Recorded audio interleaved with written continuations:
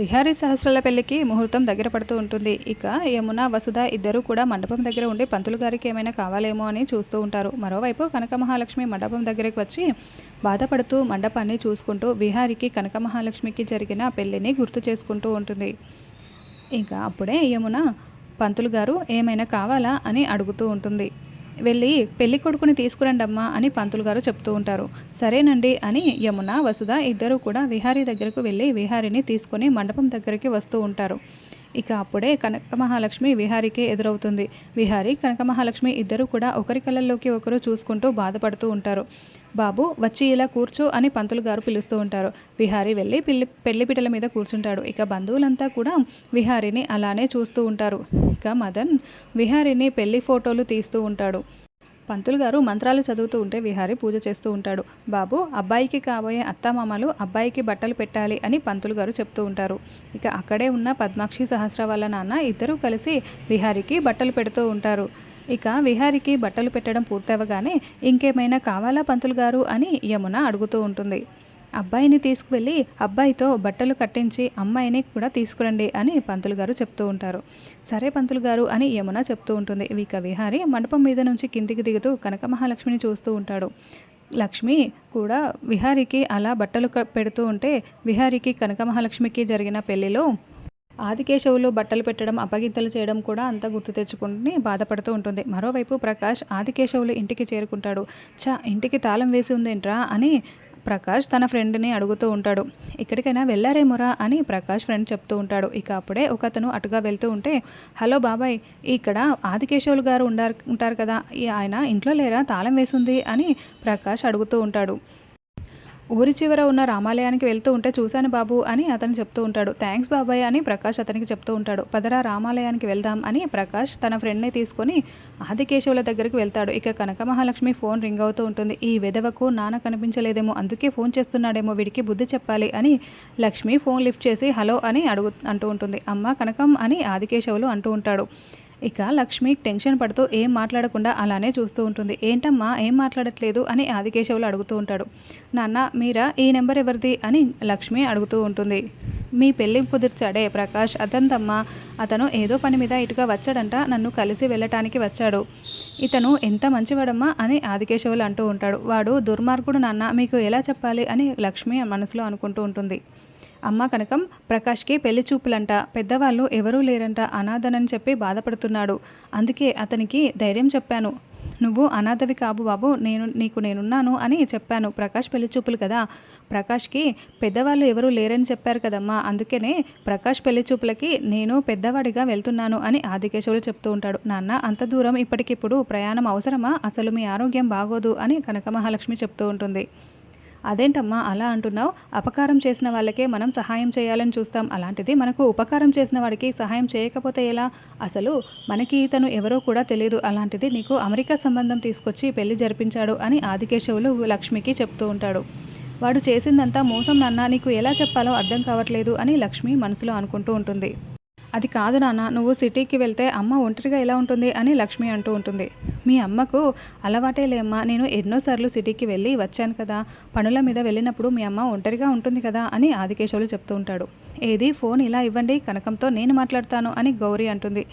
ఏమే కనకం ఎలా ఉన్నవే అని గౌరీ అడుగుతూ ఉంటుంది. బాగున్నానమ్మా అని కనకం చెప్తూ ఉంటుంది. నాకేం భయమే, మీ నాన్న ఎన్నోసార్లు సిటీకి నన్ను వదిలి వెళ్ళారు, మన ఊర్లో నాకే భయం ఉంటుంది, నువ్వేం కంగారు పడకు, అల్లుడు గారు ఎలా ఉన్నారు అని గౌరీ అడుగుతూ ఉంటుంది. బాగానే ఉన్నారమ్మా అని లక్ష్మి చెప్తూ ఉంటుంది. ఏదండి ఒకసారి ఫోన్ ఇలా ఇవ్వండి, కనకం గారితో నేను మాట్లాడతాను అని ప్రకాష్ ఫోన్ తీసుకుంటాడు.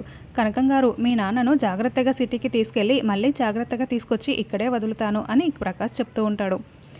ఒరేయ్, పిచ్చి పిచ్చి వేషాలు వేయకుండా మా నాన్నని అక్కడే వదిలేసిరా అని లక్ష్మి చెప్తూ ఉంటుంది.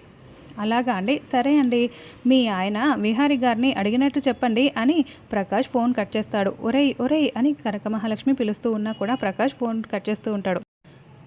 అంకుల్ బయలుదేరుతామా అని ప్రకాష్ అడుగుతూ ఉంటాడు. పదబాబు వెళ్దామని ఆదికేశవులు చెప్తూ ఉంటాడు. గౌరీ, ఇప్పుడు నేను ఒక్కడనే వెళ్తున్నాను, పెళ్ళికి ఇద్దరం కలిసి వెళ్దాం, ఆ బాబుకి అమ్మైనా నాన్నైనా మనమే కదా అని ఆదికేశవులు గరికి చెప్తూ ఉంటాడు.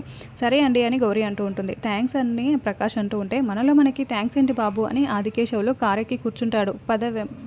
మనం కూడా వెళ్దామని అక్కడి నుంచి గౌరీ వెళ్ళిపోతుంది. ఇక ప్రకాష్ హైదరాబాద్కి ఆదికేశవులను తీసుకొని బయలుదేరుతాడు. మరోవైపు కనక మహాలక్ష్మి టెన్షన్ పడుతూ ఉంటుంది. ఇక పంతులు గారు సహస్రను మండపంలో కూర్చోబెట్టి అమ్మవారికి పూజ జరిపిస్తూ ఉంటాడు. ఇక పంతులు గారు సహస్రతో అమ్మవారికి పూజ జరిపిస్తూ ఉంటే తర్వాత హారతి ఇప్పిస్తూ ఉంటాడు. ఇక హారతి ఇవ్వటం పూర్తవగానే సహస్రను హారతి తీసుకోమంటారు. ఇక ఈ పూజ అంతా కూడా కుటుంబ సభ్యుల సమక్షంలో జరుగుతూ ఉంటుంది. మరోవైపు విహారీ తన రూమ్లో కూర్చొని బాధపడుతూ ఉంటాడు.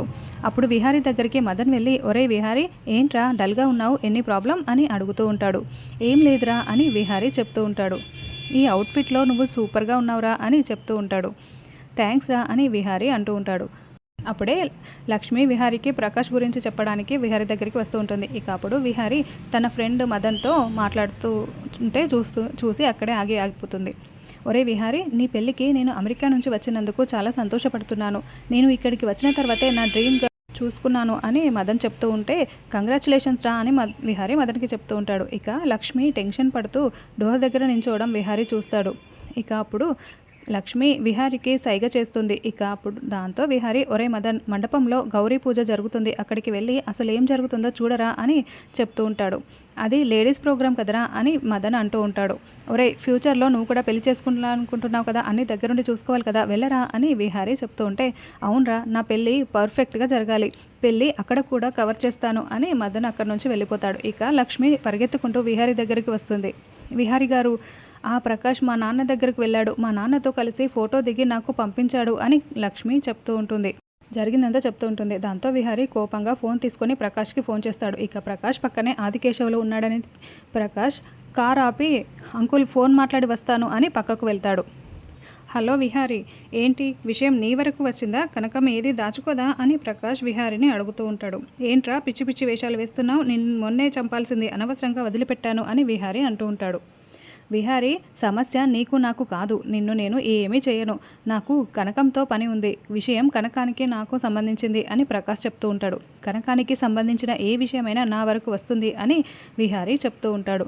అలా ఎలా కుదురుతుంది విహారీ, కాసేపట్లో నువ్వు మరొకరిని పెళ్లి చేసుకోబోతున్నావు, రెండో భార్యతో సంతోషంగా ఉండు, కనకం గురించి వదిలేసేయి అని ప్రకాష్ చెప్తూ ఉంటాడు. ఒరే ప్రకాష్, నువ్వు ఎక్కడున్నా వెతుక్కుంటూ వచ్చి నేను చంపేస్తాను, నువ్వు మర్యాదగా ఆదికేశవులు గారిని ఇంటి దగ్గర వదిలేసి వచ్చేయి అని విహారీ చెప్తూ ఉంటాడు. ఇంత ప్లాన్ చేసి హైదరాబాద్కి తీసుకొస్తుంటే అలా ఎలా వదిలేసి వస్తాను అని ప్రకాష్ చెప్తూ ఉంటాడు. నిన్ను వదిలిపెట్టను అని విహారీ చెప్తూ ఉంటే, కనకాన్ని మర్యాదగా నా దగ్గరికి పంపించు, లేకపోతే నేను ఆదికేశవుల గారికి విషయం అంతా చెప్పేస్తాను అని ప్రకాష్ కోపంగా ఫోన్ కట్ చేస్తాడు. మళ్ళీ విహారీ ప్రకాష్కి ఫోన్ చేస్తూ ఉంటాడు. ఫోన్ స్విచ్ ఆఫ్ అని వస్తుంది. కనక మహాలక్ష్మి అని విహారీ టెన్షన్ పడుతూ ఉంటాడు. విహారీ గారు, ఇప్పుడు ఎలా అని కనక మహాలక్ష్మి అంటూ ఉంటే, నువ్వు టెన్షన్ పడకు లక్ష్మి, నేను చూసుకుంటాను అని విహారీ చెప్తూ ఉంటాడు. ఇక అప్పుడే విహారీ రూమ్కి పద్మాక్షి, అంబిక ఇద్దరు కూడా వస్తూ ఉంటారు. విహారీ వాళ్ళిద్దరిని చూసి అలర్ట్ అవుతాడు. ఇక పద్మాక్షి, అంబిక ఇద్దరు కూడా కనక మహాలక్ష్మిని విహారీ రూమ్లో చూసి, ఏయ్ నువ్వేంటే ఈ రూమ్లో అని అడుగుతూ ఉంటారు. అత్తయ్య, నేనే రమ్మన్నాను అని విహారీ చెప్తూ ఉంటాడు. ఎందుకు దాన్ని రమ్మన్నావు విహారీ అని పద్మాక్షి అడుగుతూ ఉంటుంది. అలా కిందకి చూడండి అత్తయ్య, అక్కడ పారాని వణికిపోయింది, దాన్ని తుడవటానికి లక్ష్మిని పిలిచాను అని విహారీ చెప్తూ ఉంటాడు. తుడవటానికి వచ్చిన దాన్ని తుడవకుండా దిక్కులు చూస్తున్నావంటే దాన్ని శుభ్రం చేయి అని పద్మాక్షి లక్ష్మికి చెప్తూ ఉంటుంది. విహారీ, ముహూర్తానికి టైం అవుతుంది, రా వెళ్దాం అని పద్మాక్షి, అంబిక విహారీని తీసుకువెళ్ళి అక్కడి నుంచి వెళ్ళిపోతారు. ఇక విహారీ అంబిక, పద్మాక్షి వస్తున్నారని చెప్పి కావాలని పారాని కింద పడేసి ఉంటాడు. ఆ విషయాన్ని విహారీ గుర్తు తెచ్చుకుంటూ ఉంటాడు. మరోవైపు ప్రకాష్ దుబాయ్ షేక్కి ఫోన్ చేసి, లక్ష్మిని తీసుకొస్తున్నాను, 3 గంటల్లో నీ ముందు ఉంచుతాను, నువ్వు సరుకు రెడీ చేసుకో అని చెప్తూ ఉంటాడు. ఇక ప్రకాష్ ఫోన్ మాట్లాడి కారులో కూర్చోగానే, ఎవరితో బాబు మాట్లాడుతున్నావు అని ఆదికేశవులు అడుగుతూ ఉంటాడు. పెళ్లి చూపులకు వెళ్తున్నాం కదా, వాళ్ళే ఫోన్ చేస్తున్నారు అని ప్రకాష్ చెప్తూ ఉంటాడు. వాళ్ళు ఎంత మంచి వాళ్ళై ఉంటే ఇన్నిసార్లు ఫోన్ చేస్తారు బాబు అని ఆదికేశవులు అంటూ ఉంటాడు. ఎంత మంచి వాళ్ళైనా మీ అంతైతే కాదులే అంకుల్ అని ప్రకాష్ చెప్తూ ఉంటాడు. నాదే ముందులే బాబు, ముక్కు మొహం తెలియని మా అమ్మాయికి మంచి అబ్బాయిని చూసి పెళ్లి చేసి అమెరికా పంపించావు, అది అక్కడ సంతోషంగా ఉందంటే దానికి కారణం నువ్వే అని ఆదికేశవులు చెప్తూ ఉంటాడు.